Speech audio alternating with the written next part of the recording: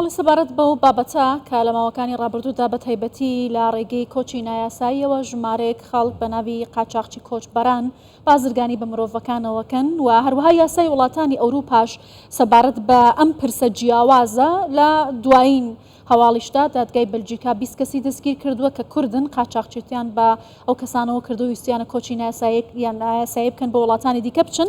لەسەر بابەتە بەڕێز نەجات محەممەد پارێزەر و ڕاوێژکاری یاسایی لە لەندەنەوە لەگەڵمان دەبێت زیاتر لەو دەپرسین کە یاساکان چۆن مامەڵە لەگەڵ ئەو کەسانە دەکرێت. بەڕێز نەجات ئەم کاتت باش سپاس کە لەگەڵمانی لە کوردستان 24ەوە. شەو باش کاک نەجات خێراتیش بۆ کوردستان 24 لە ڕۆی یاساییەوە چۆن دەڕوانە ئەم بڕیاری دادگای بەلجیکا؟ دەست و چاوتان خۆش بۆ بەرنامەکەتان گوڵباخان کاگاواز. لە ڕاستیان بابەتە زۆر بابەتێکی کاریگەرە و بە تایبەتی لە ئەوروپا و لە ساڵەکانی 1970 لە بەریتانیا ئەم بابەتە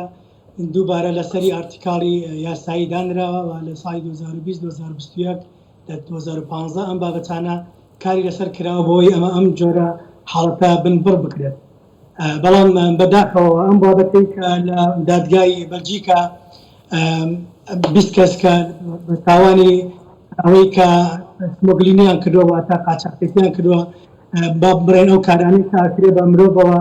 و ئەم بابەتە بابەتی زۆرەگرێت لە خۆی بەڕاست تەنها ئەوە نییە تەنها خەڵکێک بینی لە وڵاتێک بۆ وڵاتێکیکە هەندێک لەم بابەتانە ئەوەیە کە بەکارهێنن بۆ کارکردن پێیان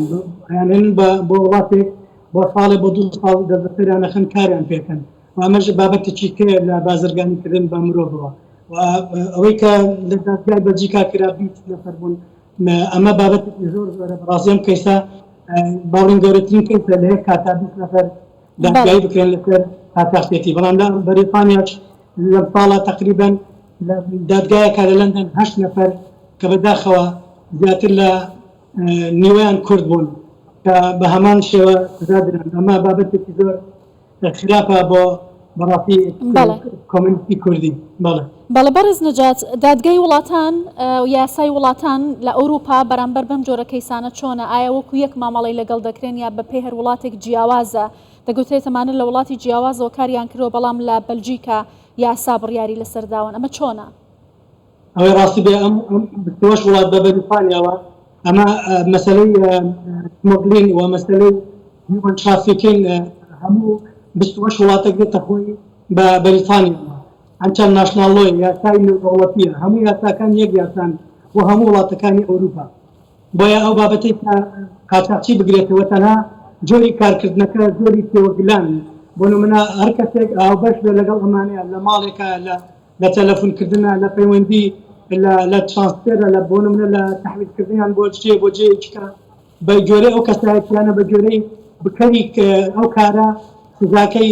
دانرێت. بۆیە خۆی لە ڕاستیە ئەو ئارتیکاڵ یاسانە سەکشنی 25 سەکشنی 45 سەکشنی 1 و 2 ئەمە چەند ناشناڵۆیە یاسای هەموو نێودەوڵەتی ئەگرێتەوە بۆ هەموو 28 وڵات ئاگرێتەوە بە بەریتانیاوە. بۆیە لە هەر وڵاتێکی ئەوروپا کارە بکرێت بەڕاستی سزاکەی هەمان سزایە بەڵام جۆری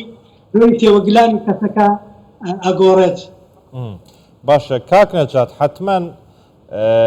ئەم قاچاقچیانە یاخود ئەم کوردانە تەنها نین چاوساخیان هەیە یاخود سەپۆرتیان هەیە سەپۆرتی خۆجەییان هەیە لە وڵاتانەی کە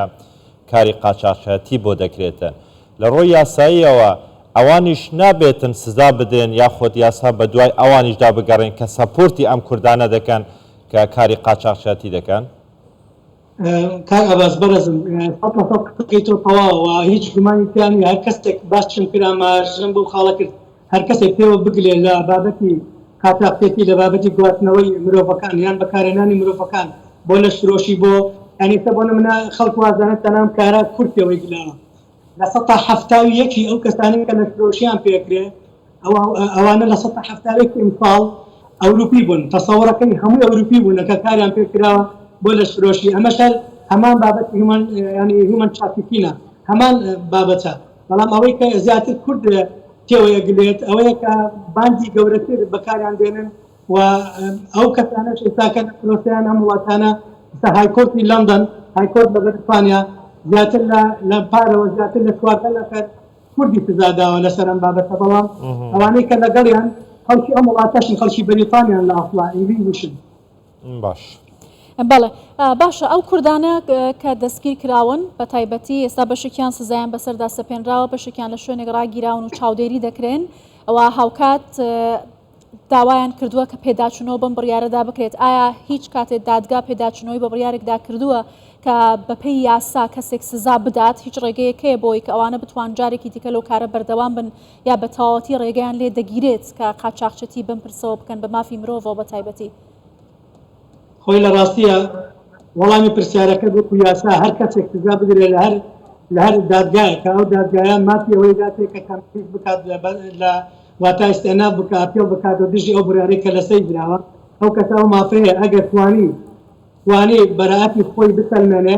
ئەوە دووبارە دادگا دانیشێتەوە کە ئەو کەسا بێ بەڵگە هەبێت بەڵام جاری وایە دادگا ئەو مافەی ناداتێ لەبەرەوەی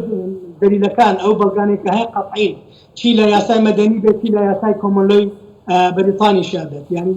یاسای سیڤیل لۆ کە لە ئەوروپا کاری پێکەن هەندێک بەڵگایە هەندێک بڕیارەیە ئەو بڕیارانە قەطعین واتە بەڵگەی تەواو ملموسیان هەیە لەسەریان بە هیچ شێوەیە حەقی پێڵان نادەنێت بە ئەو کەسانی کە تێوەگراون لەو بابەتە جیاوازن کە بکەرن کە کارەکە بە بەردەوامی کردویانە بۆ کەسانی کە